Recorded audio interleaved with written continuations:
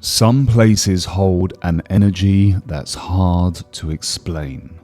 In this video, I'll take you to a hidden water lily pond nestled within the grounds of a real 11th century English castle and show you what it felt like to paint there, completely immersed in nature, history, and a touch of magic. Have you ever stepped foot into the gardens of an ancient English castle? Not just walked through them, but really slowed down, easel or sketchbook in hand, and tried to capture the feeling of the place in paint. That's exactly what I set out to do. This time, I was visiting Arundel Castle, a real 11th century medieval fortress in West Sussex. I packed my travel easel, watercolour and gouache kit and boarded the train from Brighton. The journey there already felt like it could be painted. Lush, rolling green fields, cows grazing, and in the distance, Arundel Castle rising above the trees like something from a forgotten legend. I've always believed that painting on location adds something you just can't replicate in the studio. There's a tension in the light, in the weather, in the time you have. You have to work with the moment, not against it. And painting in a place like this, with so much history and silence, almost feels like a collaboration with the environment. It's not just about accuracy in a painting study, it's about absorbing a feeling that shapes the marks you make and form the story that you want to tell. Arundel Castle was originally built in 1067 by Roger de Montgomery, one of William the Conqueror's most trusted men after the Norman invasion. It's been rebuilt and restored over the centuries, and it's still the home of the Duke of Norfolk to this day. What's amazing is that even though it's been fortified, damaged, and restored, the essence of that original medieval spirit is still alive in the stone. You feel it when you walk through the gates. You're not just entering a tourist site, you're stepping into 1,000 years of stories. Your imagination roams free. Once I arrived at Arundel Station, it was a light 15-minute walk into town, and as I entered, I was struck by how peaceful it felt. People sitting on the grass, families enjoying the sun along the riverbanks, boats gently drifting by. It had this kind of slow, timeless rhythm. After some lunch in town, I entered the castle grounds, but instead of going straight into the castle, I wandered through the gardens first. I wanted to let the place speak to me before deciding where to paint. And right away, something about the space felt enchanted. Massive lily plants were curling around the edges of a long pond. Ducks and swans glided across the water, making it clear to me that they were aware of my presence.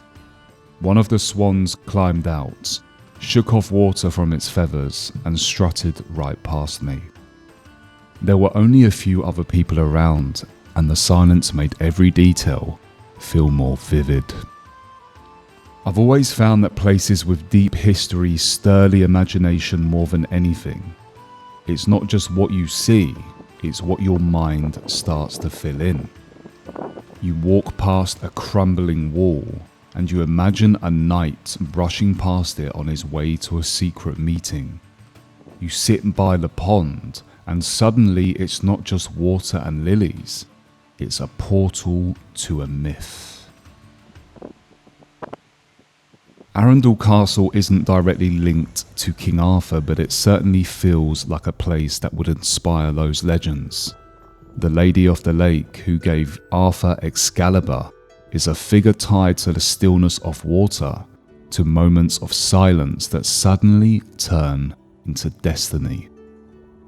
I found myself wondering, What if this pond had been the inspiration for one of those stories? What if someone centuries ago stood where I was standing now and imagined a blade breaking through the surface of the water? I thought about how I could bring some of this feeling into future character designs. These gardens could easily be the training ground of a druid or the refuge of a queen. Eventually, I made my way to the entrance of the castle itself, and stepping inside was like crossing into another world. Very large, heavy wooden doors opened into cool stone floors. The air changed. It was still and hushed, with the faint scent of old wood and time-worn fabric. I wandered through vast rooms with high ceilings and stained glass windows, where beams of coloured light spilled across antique furniture and polished floors. Suits of armour stood like silent sentries.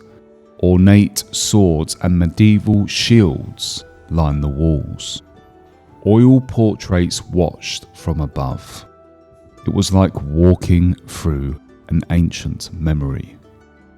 Eventually, I found a quieter side room with a small window and an empty bench, and something about the light made me stop. I sat, took out my sketchbook and started drawing. Not a detailed scene, just moods, shadows, loose shapes, impressions. A robed figure near a window. A long hallway disappearing into silence. A sword balanced against a stone wall. These weren't just drawings, they were imaginings. I wasn't sketching what I saw, I was sketching what the space made me feel.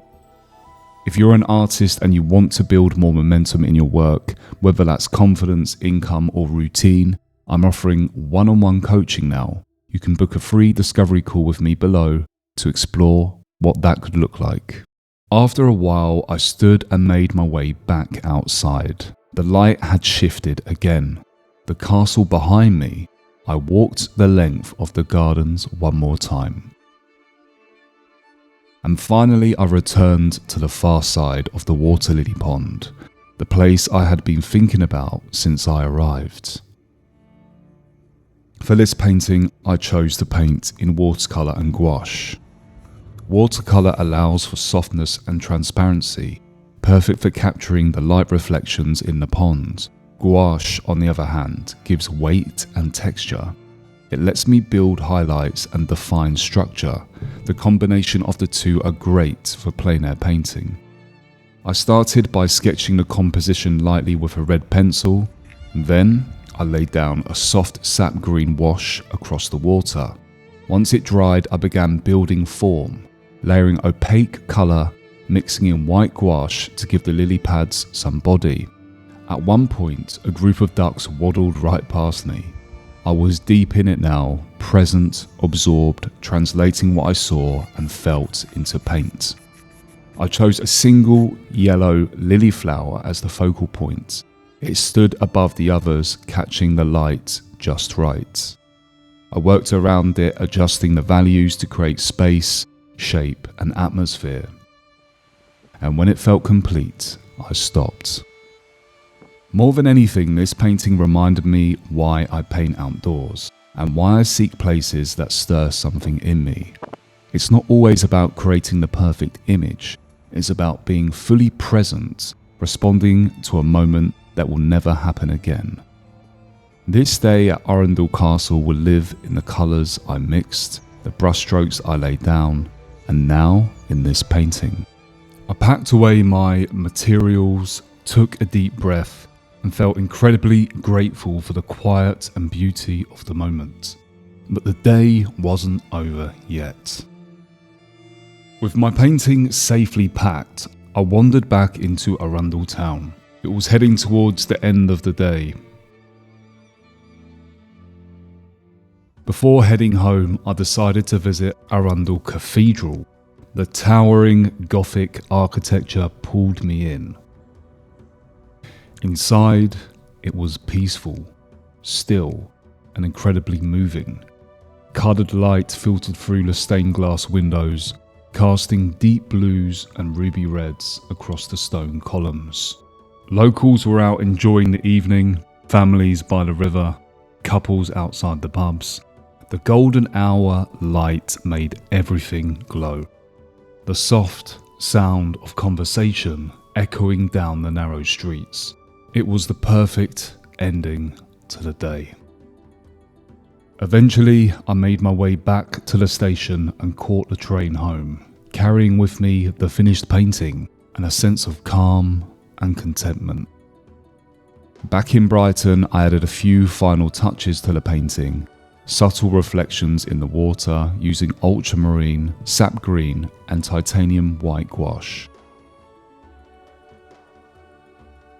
I didn't film those last strokes, but once the piece was dry, I placed it in a beautiful wooden gold frame.